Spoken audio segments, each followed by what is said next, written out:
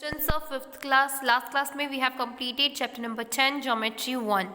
Now we start with our new chapter. This is already we have learned about this because जो name है वो same है, geometry 1 and geometry 2. Geometry is type of shapes or plane or something lines that all are define some angles. Okay, whether you know about it or not, let's begin.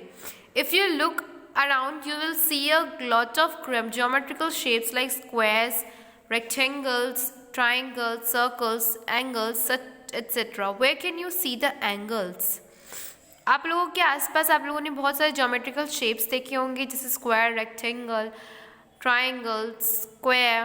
पर क्या आप लोगों ने कभी notice किया है कि उनमें angles क्या है? Observe the design of the street. How many types of angles can you see here? Every time you take a turn on a road, you move around an angle. Name any 5 angles of the following figure. जब भी आप किसी road से turn लेते हो, जैसे यहाँ से आप ऐसे मुड़ रहे हो, तो ये जो है आपको क्या कहलाएगा? एक एंगल कहलाएगा. So it is easy to judge how can we make angles. This is also an angle. जो पॉइंट आपको दिख रहे हैं ये सारे एंगल्स ही तो हैं. ये क्या है? एक लोकेलिटी का मैप है. Now here you have to name any 5 angles. तो 5 एंगल्स की नाम आप कोई भी लिख सकते हो. G, F, E, E, H, G. ये भी एंगल 90 डिग्री का है, ये भी 90 डिग्री का है, ये भी एक एंगल है, ये भी एक एंगल है, ये भी एक एंगल है, A, B, C भी एक एंगल है, C, D, E भी एंगल है 90 डिग्री का. सो आप किसी का भी 5 का नाम अपने से लिख सकते हो. Types of angle. Types of angle पहले जानेंगे. An angle is formed when 2 rays meet at a common end point. ये मैंने आपको बताया था कि कोई भी 2 रेज अगर कॉमन एंड पॉइंट पे मिल रही है तो उसको क्या कहते हैं? एंगल कहते हैं. लेकिन अब हम जानेंगे टाइप्स. जैसे ये हो गया जीरो एंगल. यहाँ पर एक ही डायरेक्शन में बढ़ रहा है, कोई भी मतलब चीज़ नहीं है, एक लाइन सेगमेंट है. ये देखो पॉइंट से शुरू होकर एरो पे खत्म हो रही है, तो ये जीरो एंगल कहलाएगा. इसका कोई भी मतलब शेप नहीं रहेगा, बस ये एक एंड से शुरू होकर दूसरे एंड तक खत्म हो रहा है. अगर ये दोनों एंड पे ऐसे जाता काउंटलेसली तो वो 180 डिग्री कहलाता. ओके, ये अभी सिर्फ एक पॉइंट पे रुका हुआ है, हाँ, इसलिए इसको जीरो एंगल बोल रहे हैं. Next is acute angle. Acute angle क्या होता है? जब OA जो है वो 90 के स्मॉलर डिग्री वाला एंगल बना है. यानी एज यू नो 90 डिग्री क्या होती है? परपेंडिकुलर होती है, ऐसी होती है ना 90 डिग्री. ये क्या है? 90 डिग्री है. इससे जितना भी छोटा, चाहे यहाँ हो, यहाँ हो, यहाँ हो, यहाँ हो, इससे छोटा, 90 से छोटा अगर कोई एंगल बना रहा है तो यहाँ अगर इसके बीच में बन रहा है तो वो एक्यूट एंगल कहलाता है. ओके, फिर नेक्स्ट है राइट एंगल. राइट एंगल अभी मैंने आपको बताया जो 90 डिग्री का परपेंडिकुलर एंगल होता है उसे 90 राइट एंगल कहते हैं. फिर obtuse angle. Obtuse angle just opposite of acute. Acute क्या है कि 90 से छोटा होना चाहिए और ऑब्ट्यूस क्या है? 90 से बड़ा होना चाहिए. यानी ये इस साइड जो लाई करेगा वो क्या कहलाएगा? ऑब्ट्यूस. भले यहाँ हो, यहाँ हो, यहाँ हो, यहाँ हो, वॉट एवर, बट ये क्या कहलाएंगे? ऑब्ट्यूस. बस इतना याद रखना है आपको कि 180 डिग्री आपको पता है कि पूरी एक लाइन का मेजरमेंट कितना होता है? ये 180 डिग्री होता है. 90 क्या होता है? बीच का होता है. अगर इस साइड आ रहा है तो वो एक्यूट है और इस साइड आ रहा है तो क्या है? ऑब्ट्यूस है. 90 से बड़ा तो ऑब्ट्यूस, 90 से छोटा तो एक्यूट.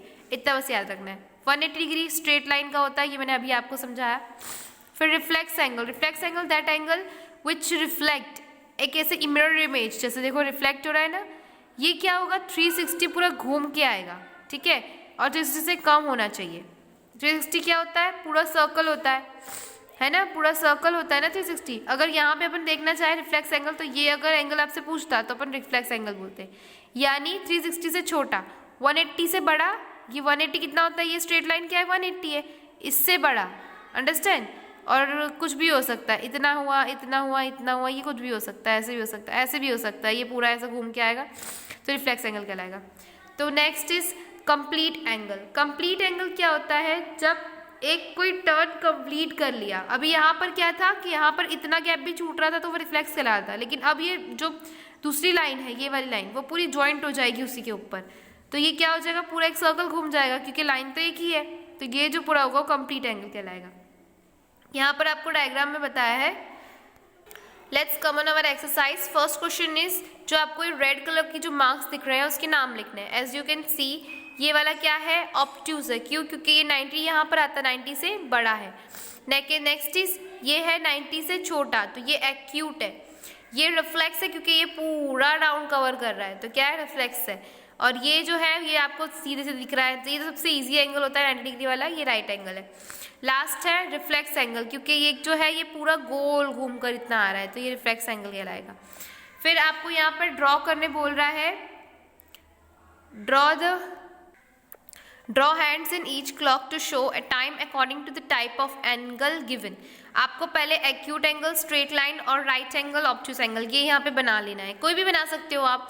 आपको क्या ध्यान रखना है, बस इतना ध्यान रखना है कि वो 90 से छोटा होना चाहिए। तो ये अपन ये 90 होता है, एक्यूट क्या होता है, 90 से छोटा होता है, तो आप यहाँ बना लो, तो छोटा वाला काटा यहाँ बना लिया, ठीक है, ये हो गया। फिर यहाँ बोल रहा है स्ट्रेट एंगल, तो आपने स्ट्रेट एंगल बना दिया। यहाँ बोल रहा है राइट एंगल, तो राइट एंगल आप कोई भी बना सकते हो, यहाँ से ऐसे बना दो, राइट एंगल बन गया।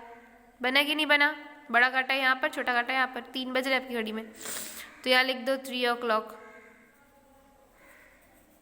सिंपल है, बन जाएगा। फिर यहाँ पे ऑब्ट्यूस, ऑब्ट्यूस क्या होता है, 90 से, ये एक काटा तो चलो यहाँ पर है, लेकिन 90 से बड़ा होना चाहिए, तो 90 से, ये 90 है, 90 से बड़ा यहाँ पर आप ला सकते हो, ठीक है। अब यहाँ पे टाइम लिख दो, कितना टाइम हो रहा है, ये स्मॉल काटा ये वाला है, ठीक है, और वो बिग काटा है, तो ये कितना टाइम हो रहा है आप लिख सकते हो यहाँ पर। सो स्टूडेंट्स, मैंने यहाँ पे कैलकुलेशन करके भर लिया है, आप लोग भी भर लेंगे, बहुत सिंपल है ये, आपको मेरे वाला छापने की जरूरत नहीं है। आप कैसे भी एक्यूट एंगल यहाँ पे बना दीजिए, स्ट्रेट लाइन बना दीजिए, राइट एंगल बना दीजिए, ऑब्ट्यूस एंगल, फिर उसका टाइम लिख दीजिए। जैसे यहाँ पे 1:15 हो रहा था, तो मैंने 1:15 पुट कर दिया। अब 1:15 AM रखा है मैंने, तो इसका मतलब 1 है वो।